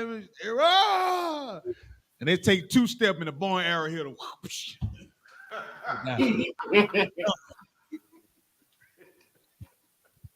But you know what type of hope that you gotta be to know that you're gonna die and still run into it? Some people may call you a fool. But when you know the Lord on your side, why not run in there? You understand? That's what y'all do in that camp. The whole world looking at you like you a damn fool. But you run in the battle every damn weekend, ready to die if need be for this truth. Guess what? The brothers that's in the Peter them did it. Your king did it. Huh? Them 7 sons that sister had, they did it. That's right. John did it. Y'all go back and read some of the gruesome deaths that some of the apostles did. What's the brother that I think they put him on a cross and hung him upside down.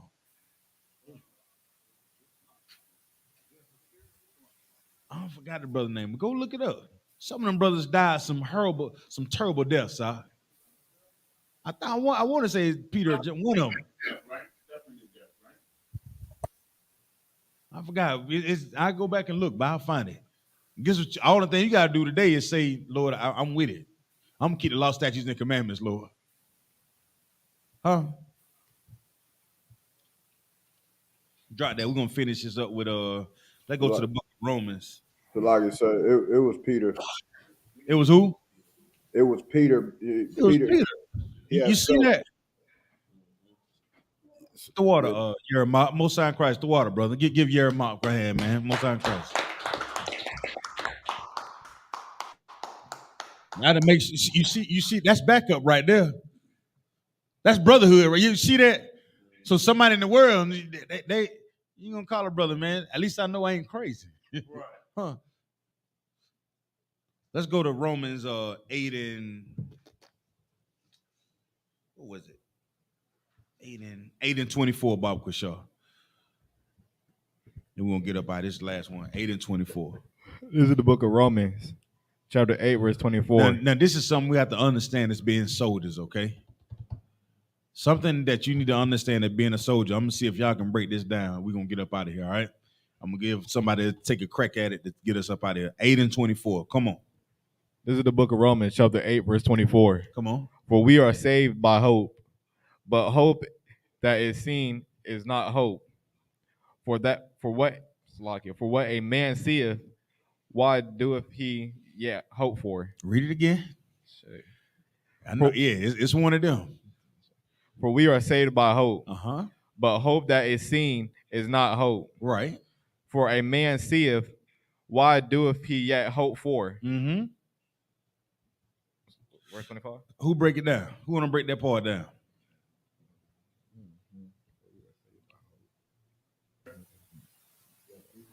Salakia, sir, if I may.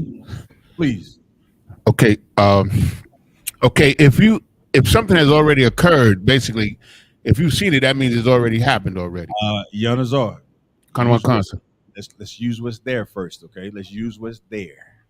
Uh-huh. Okay, sir. It says, for we are saved by hope. Mm-hmm. Okay, so hope is what keeps us going. The hope that we have. Now think of a soldier now. Think of a soldier. I ain't talking about that black soldier. They ain't talking about Virgil Tibbs either. I'm talking about a soldier. I ain't talking about that black man that was on Predator that put down his gun and what he do with it. I'm talking about a soldier, right? So, if I may, sir, the hope of the soldier is victory and to destroy his enemy. That's the hope. Okay, go ahead. And victory is the hope of us all. Uh-huh. And if we already seen the victory, then what are you hoping for? So the thing that we're hoping for is the victory that we haven't seen yet, the achievement that we haven't reached yet.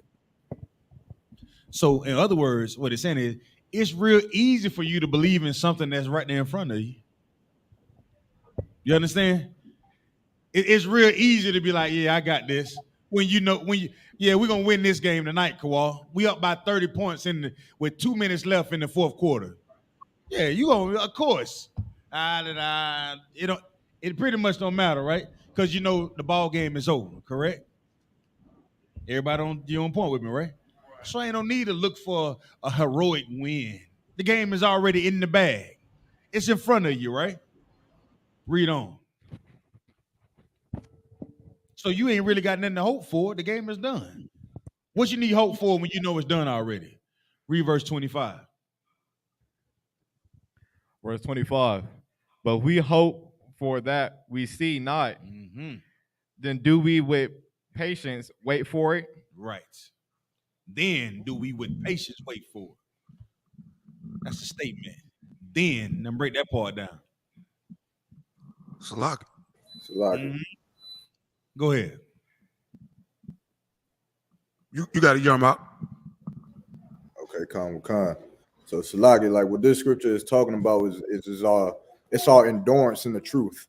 The scripture is telling us that our hope is our firepower. It's our strength, our hope. And so our hope is not the hope of the Christian church. The Christian church's hope is they want to see Christ walk on water. Their hope is they want to see you raise someone from the dead.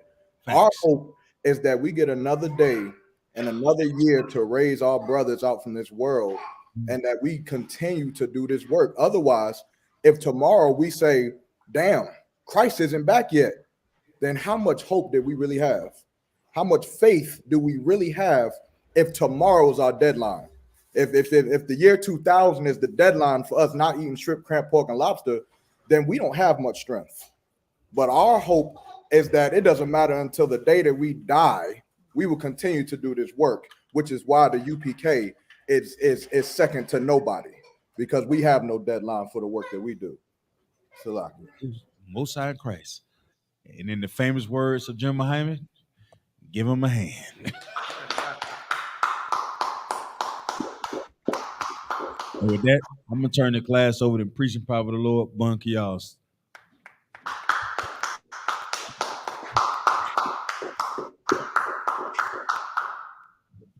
ISUPK security announcements.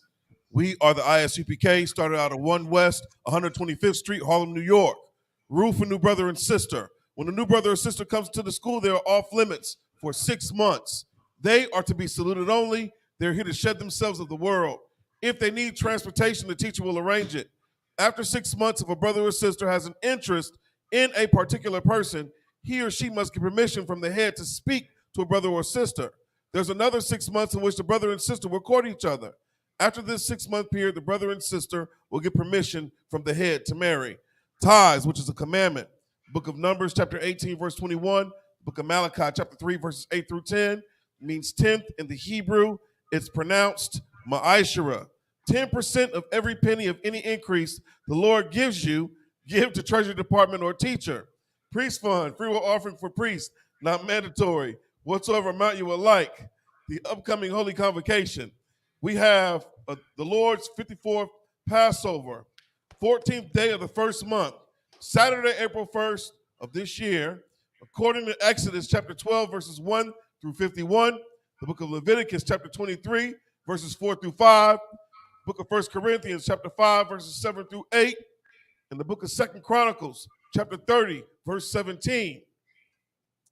If anyone wants to be a trooper in the school, start wearing all black. And Salakia, with that being said, y'all give it up for the new trooper out of Jamaica, Baba Kashaw. What's his name? How do you say your name out? You mute your microphone is muted. What is it? Akasha Carr. Akasha Carr? That's how you say it. Salaki, sir. I'm in the Bahamas. Oh, the Bahamas, Salakia, brother. My bad. Gone. So what does your name mean, Baba Kashaw, you know? Brother of Dawn. Say that again? Brother of Dawn. Brother of Dawn. Get a Lord a hand, man. You know what I mean? Been in here and you know what I see when I see a brother come here like that? No excuses. You see that? Brother in the Bahamas can log into our classes and get this truth. Ain't no excuses. That's why we say the prayers that we say, open up the internet and the airwaves. The Lord will move, but you gotta first have what Jeremiah said. You gotta know that what it may not be right there in front of you, but you gotta know that it'll happen. That's right. You know what I'm saying? Most High in Christ, brother, the water. All right, if anyone wants to be a trooper in the school, start wearing all black, boots, shirt, pants, headband, and scarf. And with that, imajim, men only, which means to stand. Men of Israel, we're going to render one courtesy salute to the teacher. Imajim Shabbat, imajim, Barak, hallowed by Yada Matah, hands down. Sar, men of Israel, we're going to render, sisters, Imajim, Salakia. Men of Israel, we're going to render one courtesy salute to the sisters. Men of Israel, Imajim Shabbat, Imajim, Barak, Yahweh Shemal Atham by Shimon Shah.